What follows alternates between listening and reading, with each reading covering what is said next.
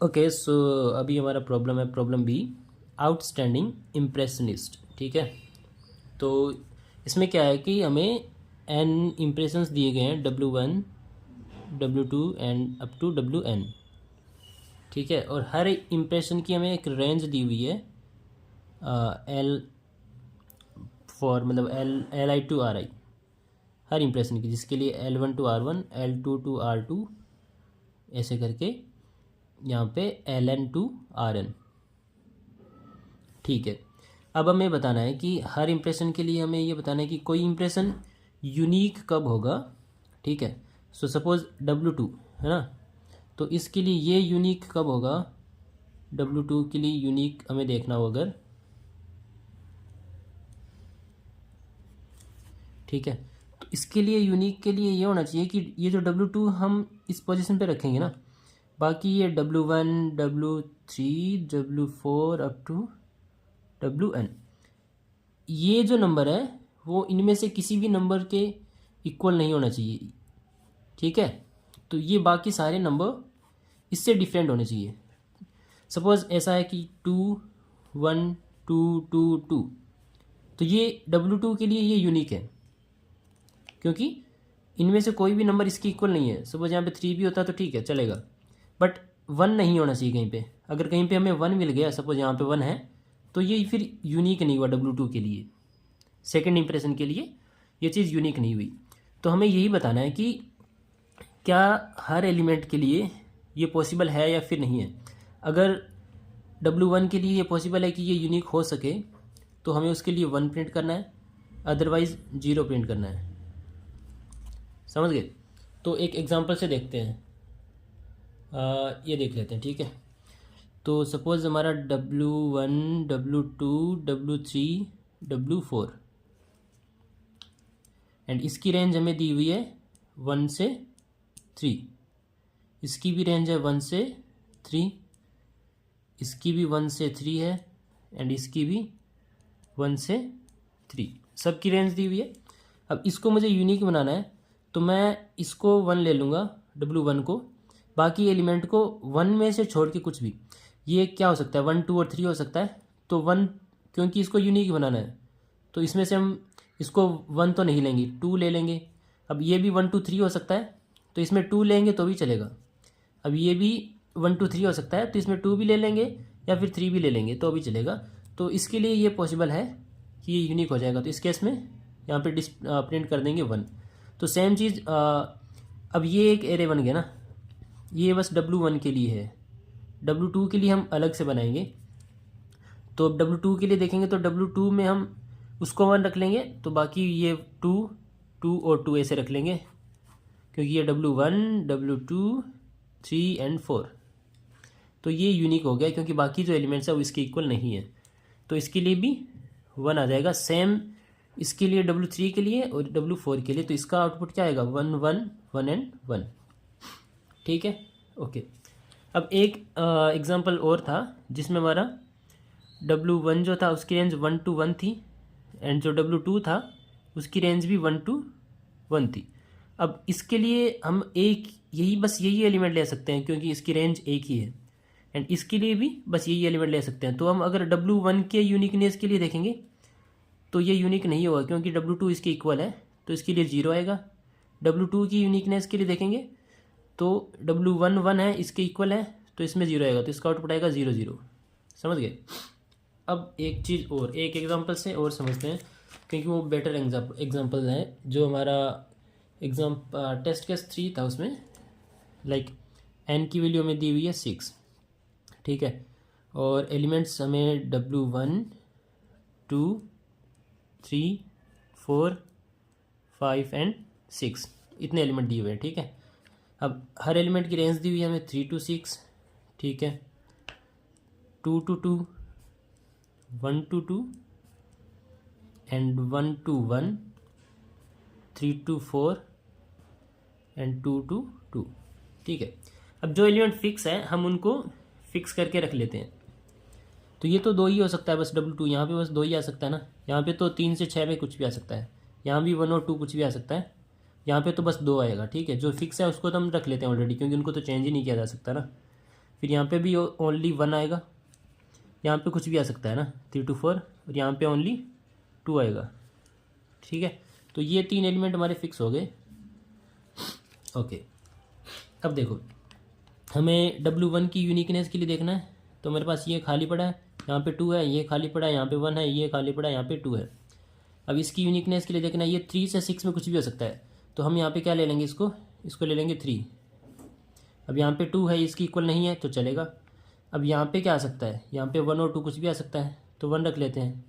फिर यहाँ पे तो 1 ऑलरेडी है, यहाँ पे 3 to 4 कुछ भी आ सकता है, तो 3 तो हम रखेंगे नहीं क्योंकि 3 यहाँ पे है, तो यहाँ पे हम रख लेते हैं 4। तो ये इसके लिए यूनिक हो गया। तो W1 के लिए क्या आउटपुट आएगा, इसके लिए आएगा 1। अब W2 के लिए देखते हैं, तो इसमें यहाँ पे ये खाली पड़ा है, यहाँ पे 2 है, ये खाली है, यहाँ पे 1 है, ये खाली है, यहाँ पे 2 है। मैं ये वाली ले रहा हूँ टेम्पलेट ना, क्योंकि ये नंबर चेंज नहीं किए जा सकते क्योंकि इनकी रेंज सिंगल एलिमेंट है। तो W2 के लिए देखते हैं, तो अब देखो बाकी एलिमेंट्स चेक करने की ज़रूरत भी नहीं है क्योंकि यहाँ पे ऑलरेडी 2 है, तो इसके लिए तो कभी भी पॉसिबल नहीं है क्योंकि ये इसको चेंज नहीं कर सकते हम किसी अदर एलिमेंट से, क्योंकि इसकी रेंज सिंगल एलिमेंट है इसलिए। तो इसके लिए आउटपुट आएगा 0। W3 के लिए देखते हैं, ये खाली है, यहाँ पे 2 है, यहाँ पे खाली है, यहाँ पे 1 है, यहाँ पे खाली है, यहाँ पे 2 है। तो हम W1, W2 एंड W3 यहाँ पे है। तो W3 के लिए इसकी रेंज क्या है, 1 to 2, मतलब यहाँ पे या तो 1 आ सकता है या 2 आ सकता है। अब यहाँ पे हम कुछ भी रखें, अगर 1 रखेंगे तो ऑलरेडी 1 यहाँ पे है W4 पर, तो ये 1 तो पॉसिबल नहीं है। तो अगर यहाँ पे 2 रखेंगे तो 2 ऑलरेडी यहाँ पे भी है W2 पर और लास्ट में भी है, तो ना तो हम यहाँ पे 1 रख सकते हैं, उस केस में भी पॉसिबल नहीं है, और 2 रखने पर भी पॉसिबल नहीं है, तो इसका आउटपुट यहाँ पे आएगा 0। समझ गए? ठीक है, अब चलते हैं W4 के लिए देखते हैं। तो यहाँ पे खाली है, 2 है, खाली है, 1 है, खाली है और 2 है। ठीक है, W1, 2, 3, 4, 5 एंड 6 हमें देखना है W4 के लिए, इस एलिमेंट के लिए। ठीक है, तो यहाँ पे हम क्या रख सकते हैं, 3 to 6 कुछ भी रख सकते हैं, तो 3 रख देते हैं। यहाँ पे 2 ऑलरेडी है, यहाँ पे क्या रख सकते हैं, W3 में 1 to 2 रख सकते हैं। 1 तो हमारा ऑलरेडी यहाँ पे है, तो हम कोशिश क्या करेंगे, इसको डिफरेंट बनाएं, तो यहाँ पे रखेंगे 2, यहाँ पे तो ठीक है। और W5 पे हम क्या रख सकते हैं, 3 to 4, तो यहाँ पे 3 रख देते हैं। तो इसके लिए ये आंसर क्या आ जाएगा, कोई भी दूसरे एलिमेंट्स जो है रिमेनिंग एलिमेंट्स इससे मैच नहीं कर रहे हैं, तो इसका आउटपुट होगा 1। अब W5 के लिए देखते हैं। W5 में खाली है, यहाँ पे 2 है, खाली 1, खाली एंड 2। अब यहाँ पे देखो इसकी रेंज क्या है, 3 to 4 है, तो हम यहाँ पे 3 रख देते हैं। अब W1 पे ऐसा क्या रखें जो इसे मैच ना करें, इसकी रेंज तो हमें 3 to 6 दे रखी है, तो यहाँ पे चलो 4 रख देते हैं। यहाँ पे तो 2 ऑलरेडी है, यहाँ पे W3 पे कुछ भी रख सकते हैं, 1 और 2, क्योंकि वो तो इससे मैच नहीं करेंगे तो 1 रख देते हैं। तो अब देखें बाकी जो रिमेनिंग एलिमेंट्स हैं वो इससे मैच नहीं कर रहे हैं, तो इसका आउटपुट 1 होगा। अब W6 पे देखें, खाली है, 2 है, खाली है, 1 है, खाली है, 2 है। अब 2 है तो ये ऑलरेडी इससे मैच करेगा, तो इसका आउटपुट हम सीधा 0 बोल सकते हैं। तो ओवरऑल हमें क्या प्रिंट करना है, 1 0 0 1 1 0, इसका आउटपुट होगा 1 0 0 1 1 0। ये बाइनरी स्ट्रिंग प्रिंट करनी है। तो आई होप प्रॉब्लम समझ में आ गई होगी, यहाँ तक ये तो हमारा प्रॉब्लम था। अब इसको अप्रोच कैसे करना है हम वो देखते हैं। ठीक है, अब यहाँ से आपको ये तो आइडिया लग गया होगा कि जो एलिमेंट्स हमारी जिनकी रेंज 1 है वो प्रॉब्लम क्रिएट कर रहे हैं, क्योंकि जिनकी रेंज 1 नहीं है, सपोज हमारे एलिमेंट 1 to 2, 1 to 2, 1 1 है एक, दूसरा फिर 1 to 2 है, ऐसे एलिमेंट्स हैं, तो इनमें कोई प्रॉब्लम नहीं होगी ना। क्योंकि अगर हम देखो यहाँ पे इसको 1 रख देना, क्योंकि ये तो 1 ही हो सकता है। तो अब इन एलिमेंट में कोई प्रॉब्लम नहीं है ना, क्योंकि इनकी रेंज 1 से ज़्यादा है, तो हम यहाँ पे 2 2 2 रख देंगे, तो ये सही हो जाएगा। तो प्रॉब्लम क्रिएट होगी जब एलिमेंट्स में Li इक्वल्स टू Ri होगा, उस टाइम पे प्रॉब्लम क्रिएट होनी है। इसलिए अब इसमें क्वेश्चन में ये भी दे रखा है कि जो L और R है इनकी रेंज जो है वो 2 times n तक हो सकती है, 2 times n तक। समझ गए? ठीक है, तो अब हम इसको कैसे अप्रोच करेंगे। इसको अप्रोच करने के लिए हम सिंपल एक 2 times n मतलब 2n एक एरे बनाएंगे। सपोज जो मेरा 6 वाला केस था ना, उसी पे चलते हैं। और उसमें सिंपल हम बना लेते हैं एरे। तो n की वैल्यू 6 है, तो 2 इंटू 6 12 बनेगा, एलिमेंट्स 12 एलिमेंट्स होंगे। तो उसमें 1 2 3 4 5 6 7 8 9 10 11 12, ठीक है। और उसमें हमारा इनपुट क्या था, 3 2 6 3 2 6, नेक्स्ट है 2 2 2, फिर 1 2 1 2 एंड देन 1 1 3 4 2 2, ठीक है। 3 2 4 एंड 2 2। तो ये क्या है, W1 2 3 4 5 6, ठीक है। अब हमें क्या करना है, यहाँ पे इनको इंडेक्सिंग कर देते हैं। मैं 1 से इंडेक्सिंग कर रहा हूँ ताकि समझने में आसानी रहे ना। 1 2 3 4 5 6 7 8 9 10 11 एंड 12, समझ गए। अब इसमें सबसे पहले हमें जो जो एलिमेंट्स 1 मतलब जिनमें li इक्वल्स टू आ रही है उनको हम सेट कर देते हैं, उनकी वैल्यू 1। बाकी सब में इनिशियलाइज 0 से कर देंगे, उनको बस 1 से इनिशियलाइज करना है। तो यहाँ पे ये 2 2 2 है, तो 2 पे 1 रख देते हैं, ठीक है। ये 1 2 2 ठीक है, 1 1, तो इस पर भी 1 रख देते हैं। फिर ये 3 2 4 है, चलेगा, डिफरेंट है। अब ये 2 2 2, अब देखो ऑलरेडी यहाँ पे 1 रखा हुआ है, यहाँ पे एक 2 2 2 फिर से आ गया ना, 2 बार आ गया। इसके लिए हमें एक अलग से एरे बनाना होगा, वो मैं समझाऊंगा क्यों बनाना होगा। उसमें हम काउंट रखेंगे कि कितने काउंट आ रहा है, ठीक है। तो यहाँ पे एक अलग से एरे बनाएंगे, उसमें 12 1 2 3 4 5 6 7 8 9 10 11 12। तो उसमें काउंट भी रखेंगे कि कौन सी रेंज जो li इक्वल्स टू आ रही है वो कितनी बार आ रही है। तो ये तो एक ही बार आ रही है, ये 2 बार आ रही है, ठीक है। तो बाकी सब में 0 0 आएगा। नी सा सा रे गा रे गा नी सा सा, बाकी सब में 0 रख दो। अब देखो, अब जब हम W1 के लिए अप्रोच करेंगे तो हम देखेंगे 3 to 6 के अंदर, 3 to 6 इसके अंदर, अब इसका सम निकालेंगे हम, ठीक है। इसमें देखेंगे अगर हो सकता है ना कि सपोज यहाँ पे 3 3 होता, कहीं पे 4 4 होता, 5 5 होता एंड 6 6 होता। ये एलिमेंट्स यहाँ पे आ रहे होते तो उनमें यहाँ पे 1 1 1 1 होता, मतलब ये सारे एलिमेंट ऑलरेडी इनके द्वारा लिए जा चुके हैं। तो यहाँ पे हम कोई भी एलिमेंट नहीं ले सकते। तो उस केस में यहाँ पे क्या होता, सारे 1 1 होते। तो हम देख लेते कि ये रेंज कितनी है, ये रेंज है 4। और यहाँ पे देख लेते कि इस जो 3 to 6 है इसका सम कितना है। तो अगर सारे एलिमेंट लिए जा चुके होते हैं तो इसका सम कितना आता, 4 आता ना। तो उस केस में ये इक्वल हो गया 4 ना। तो उस केस में इसके लिए हम 0 प्रिंट कर देते हैं, समझ गए। इसलिए हमें से एक एरे बनाया 2 times n का, जिसमें हम अगर कोई फिक्स एलिमेंट है तो उसके लिए 1 रखेंगे, अदरवाइज नहीं रखेंगे, ठीक है। तो हर एलिमेंट के लिए हमें बस ये चेक करना है, प्रीफिक्स हम निकाल लेंगे। मतलब इसमें देखेंगे तो यहाँ पे क्या प्रीफिक्स हम हो रहा है इसके लिए, इतनी रेंज के लिए, मतलब ये तो एरे बनाया हमने। फिर प्रीफिक्स हम रखेंगे तो यहाँ पे 1 होगा, यहाँ पे 2 होगा, फिर यहाँ पे सब में 2 2 2 2 2 ऐसे चलेगा। प्रीफिक्स हम समझ रहे हो ना, ओके। तो ये रेंज हम इजीली कैलकुलेट कर सकते हैं, सिंपल। तो फिर अब इस एलिमेंट के लिए देखेंगे 2 to 2, सो 2 to 2 तो यही रेंज होगी, ठीक है। अब देखो इसमें दिक्कत क्या है कि ये मैंने बताया ना कि हम काउंट वाला एक एरे बनाएंगे। वो एरे क्यों बनाया हमने, वो इसका सॉल्यूशन अभी बताता हूँ।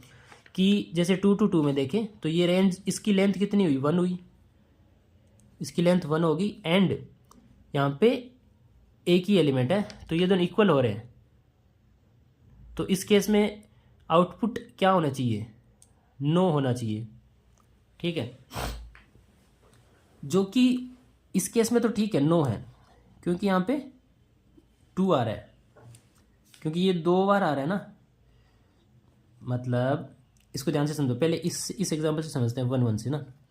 तो 1 1 के लिए इस रेंज में देखेंगे 1 to 1 ये रेंज होगी। एंड इसकी लेंथ कितनी है, 1 है। और यहाँ पे अगर इस सब एरे का प्रीफिक्स हम निकालते हैं तो वो भी 1 आता है, तो उस केस में आउटपुट क्या आना चाहिए, नो आना चाहिए, लेकिन इसका आउटपुट क्या है, यस है। हमने देखा था इसका आउटपुट क्या था, 1 0 0 1 1 0, तो ये इसका आउटपुट था 1 था। इसका आउटपुट 1 क्यों था, क्योंकि हम काउंट वाले एरे में देखेंगे कि इसके कितने काउंट है, मतलब ये एलिमेंट कितनी बार कहीं और यूज़ हो चुका है। तो ये बस एक ही बार यूज़ हुआ है, वो कि यहाँ पे यूज़ हुआ है बस, समझ गए। अब 2 वाले के केस में हमने देखा कि इसकी जितनी लेंथ है उतना ही प्रीफिक्स सम है उसका, और काउंट वाले में ये 2 है, मतलब ग्रेटर देन 1 है ना ये काउंट वाले एरे में, मतलब ये कितनी बार आया है 2 2 ना, एक बार यहाँ पे एक बार यहाँ पे।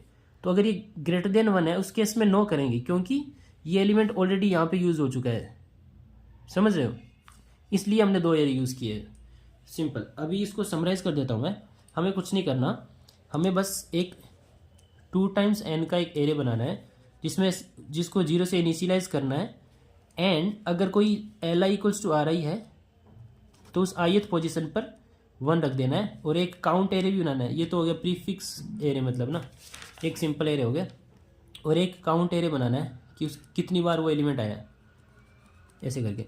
तो यहाँ पे इसमें 1 आ जाएगा, क्योंकि 1 1 1 एक ही बार है, 2 2 एक ही बार है, और फिर यहाँ पे इसमें ये एक बार है, ये 2 बार। तो अगर कोई काउंट में ग्रेटर देन 1 टाइम्स आ रहा है तो उसके लिए नो प्रिंट करना है, सिंपल,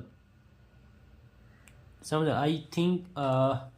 आई होप आपको समझ में आया होगा ये चीज़ कि पहले तो हमें फिक्स एलिमेंट्स के लिए 1 1 रख देना है इसमें। अगर यहाँ पे सपोज 5 5 होता ना, तो 5th पोजीशन पे 1 2 3 4 5 यहाँ पे 1 रख देते हम। अगर कहीं और 5 5 फिर से आया होता तो यहाँ पे ऑलरेडी 1 है, लेकिन इसका काउंट यहाँ पे 2 रख देते, और इसके लिए आंसर 9 हो जाता, क्योंकि इस रेंज के लिए देखें तो ये ऑलरेडी यहाँ पे यूज़ हो चुका है। So I think you got it, and thanks for watching the video, एंड अगर हेल्पफुल लगा हो तो लाइक और सब्सक्राइब कर देना। Thank you so much.